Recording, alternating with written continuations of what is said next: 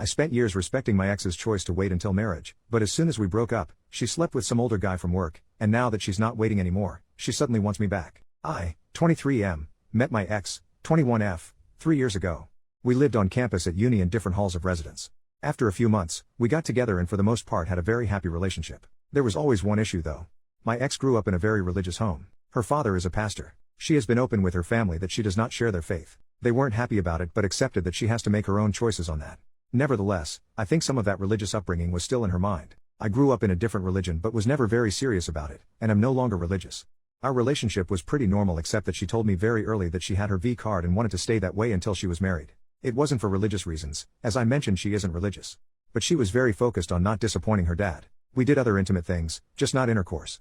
I never had much luck with girls growing up, and going into the relationship I had my V card. And I still do, at least if you classify having your V card as never having gone all the way. Anyway, I was becoming more resentful of the fact that everyone I know was having normal intimate relationships and we weren't. I couldn't understand why she didn't want to have a full intimate relationship, though of course I never pressured her about it. I felt that while I was at uni, and pretty broke, getting married was something for the future. Last year, I was in my last year of uni and she was working in her first professional job. Her degree was shorter than mine, so she finished uni first despite being younger than me. She was talking a lot about all these successful guys she met at work, which did make me feel lesser as I was still a broke uni student. Coupled with her still not wanting a full intimate relationship, it did make me feel more resentful. We had some arguments about it and after a while I felt that I should end the relationship as we wanted different things and our lives were on different paths.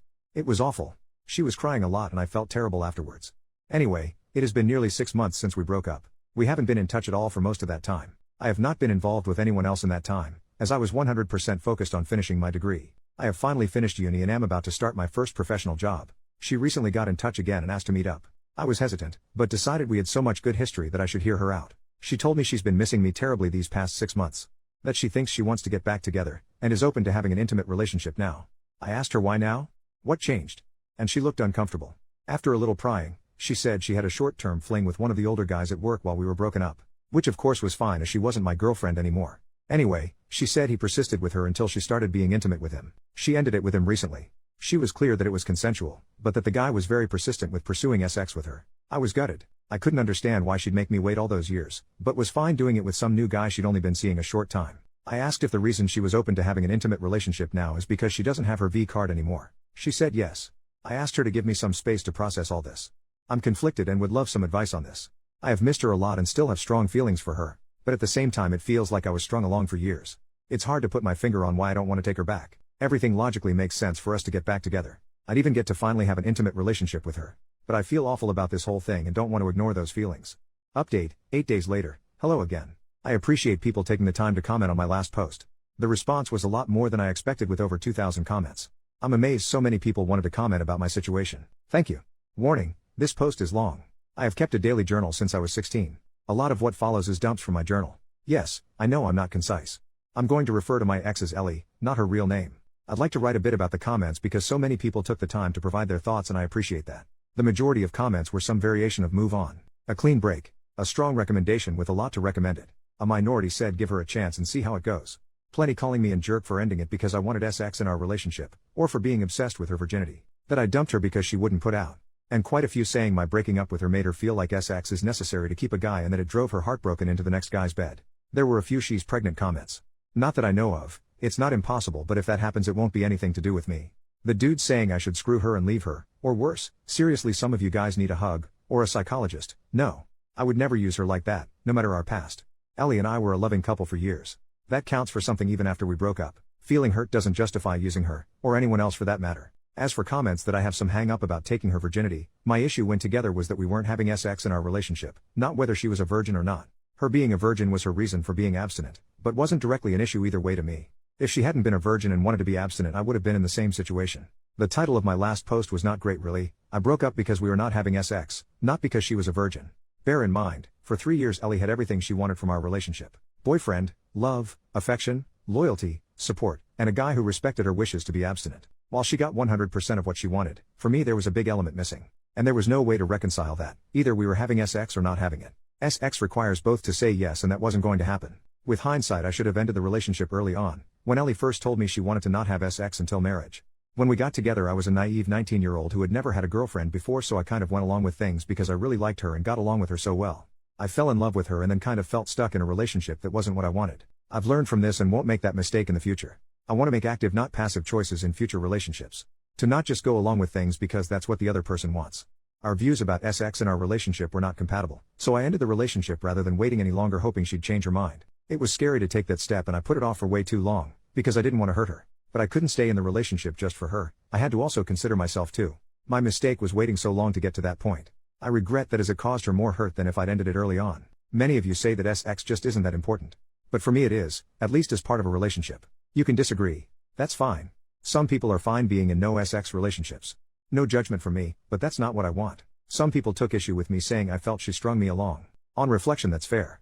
Ellie was clear to me about wanting to not have sex until marriage. I foolishly stayed way too long hoping she'd change her mind one day. She didn't. That was my mistake. I strung myself along really. She never led me on in any way. It hurt to learn that she had sex with the next guy relatively quickly after I waited so long. But she is my ex, so that is not my business anymore. She is allowed to change her mind. She can have sex, or not, with whoever she chooses. I don't get a say in that. My hurt is an emotional response, not a logical one. Logically I see she did nothing wrong by me, I'll get over it. It's just my bruised ego if I'm honest with myself. Feeling I'm somehow a lesser man because she took that step with the next guy. I know objectively that isn't true, but I sure feel it. I was not a perfect boyfriend and I have made mistakes. I have learned from them. I don't regret breaking up with Ellie and still think it was the right decision for me. Enough background. A few things have happened. Last weekend was the Australia Day long weekend. I was on a camping trip, in the Grampians for any Aussies reading. It was so nice to be in nature, to do some bushwalks with friends and decompress. It felt good to talk about the Ellie situation with my mates around the campfire. Most of them knew Ellie pretty well from our years together and they had a range of views, just like the commenters on my post. And I got the usual good-natured crap about still being a virgin. I learned there's an expensive bottle of scotch they bought a while ago that's going to have its seal cracked when mine is. Bastards lol. One great question a friend asked was whether I would have ever decided to reach out and take Ellie back if she never reached out to me first. The answer is no. It was so obvious to me. That cut through a lot of the confusion for me. I was being too passive in this situation, and needed to do what I wanted. Not just react to what Ellie wanted. By the time I was on the way home, I had decided to not get back together with her. But that was moot. When I was driving home and got a mobile signal again, no mobile network where we had camped, the network delivered a bunch of messages from Ellie all at once. She said she was wrong to ask me to get back together, and that she's back with Tim, fake name, now. She also texted that the thing with Tim is more serious than she told me when she last met with me. She apologized for misleading me about her and Tim's relationship. If you remember, she called it a fling before. She asked if we could meet to talk about it. I was not happy so I just texted back no. Not very mature of me but I wasn't in the mood to hear more about all this. And I was surprised and pissed off that she lied to me. That seemed very out of character for her. She tried calling me but I didn't want to answer. She sent another text saying Tim and I had a fight. I shouldn't have come to you. And finally I'm sorry. When I got home, I was an idiot and let my curiosity get the better of me. I looked up Tim online. His real given name is uncommon so it wasn't hard to find. Found him on LinkedIn which gave me his full name. Ellie is one of his connections and he works at the same firm so I was confident it's him. He's a director at their firm, one level below partner. He also has pics on Insta. Lots of posts about his adventures around the world at various events and exotic places, as well as shots with an expensive looking car. A few photos of him with Ellie with their arms around each other in Singapore in November. I guess that confirms it was serious. He wouldn't have public pics with her for a casual fling. All that just made me feel bad. No good comes from comparing myself to my ex's successful boyfriend. Ellie is not my girlfriend and I'm not in competition with Tim. So I won't do that again. My ego's bruised enough already. I have been living a very frugal life my whole time at uni, aka poor as heck, so I know I can feel inferior when I see people with wealth. That's another me problem to sort out. Anyway, all that was on Sunday afternoon and evening. On Tuesday evening, Ellie knocked at my door. She said that she knows I didn't want to talk to her, but she felt bad about everything and hoped I would to let her explain herself, clear the air, then I'd never see her again if that's what I wanted. I let her in. I was not happy with recent events but figured I might at least get a clearer idea of what's going on. It was a long, heavy conversation over 4 hours but here's the gist as I remember it. When we broke up she was devastated. She said it took a couple of months before she started to feel a bit better. She missed me constantly and wanted to see me the whole time, but when I ended it we agreed to keep apart and heal. In September, she met Tim at work. He manages a different team, she doesn't work for him. She said he was very charming and attractive and showed almost immediate interest in her. They got to know each other and he asked her out. She was worried it was a rebound but felt so much better getting his attention that she went along with it. After dating for a while she developed feelings for him and that later led to an intimate relationship. It wasn't a fling and she dated him for a while beforehand. I asked about whether he had pressured her into sex. Last time she said he was very persistent. She said she was trying to not upset me. She thought if she gave the impression she was reluctant to have sex with Tim that I wouldn't think as badly of her. So it was a story to try and spare my feelings. I told her it just made me worried she had been assaulted. She looked shocked at that and said no way, she was actually the one who initiated their intimate relationship. I said although I don't like that she lied to me, I can understand why. I don't think she did anything wrong changing her mind about abstinence. Yes, I was hurt when she told me she was having sex but I have no right to judge her for anything. She's a single adult and it's her life. I don't think badly of her. She burst into tears and said something like, "I thought you must hate me now." I assured her that I didn't. She said she was sad it didn't work for us, but that she never would have dropped her virginity commitment if we had not broken up. After we broke up, she decided that it was a commitment she made to her dad when she was still a kid, and it was messing with the life she wants now. So by the time she and Tim got into their relationship, she had already decided she was ready for sex with the right person. I asked about her dad and she just said he doesn't need to know. I asked about why she asked to get back together. Tim is older, she told me he's 32, and has been at the firm 10 years. One day at work, one of the women made a snarky comment to Ellie about being another one of Tim's girls. She did some digging and it turns out Tim has a history. He has dated a long list of women from work, several of them were young graduate employees just like Ellie. The rumor around the office is that Ellie is just the next girl to get used by him. She was horrified. She accused him of using her. They argued and she told him it was over. Soon after that she came to me. She felt as if we might be able to rekindle things now that she was open to an intimate relationship. But my hesitation and time to calm down made her realize that was a mistake. Over the weekend, Tim asked her to work things out. She decided to give it a chance. She tried to call me but they went to voicemail. I was camping, so she sent those messages instead. So I guess that's settled. I don't want her back and she's in a relationship so she doesn't want me back either. We chatted a bit about how our families are going. She congratulated me on finally finishing uni. She asked if I had been seeing anyone and when I told her I'd been studying hard and working a lot since exams, retail job, with no time for girls, she laughed and said I'm still a big nerd. She hoped we could be friendly if we ever see each other. But she wants to keep out of contact out of respect for her relationship with Tim. She wants to give it a real chance of working. Which is fair enough. She gave me a hug, said thank you for understanding, and left. So there you have it. Ellie involved me in her relationship drama. I would have preferred she hadn't, but at least it's sorted now.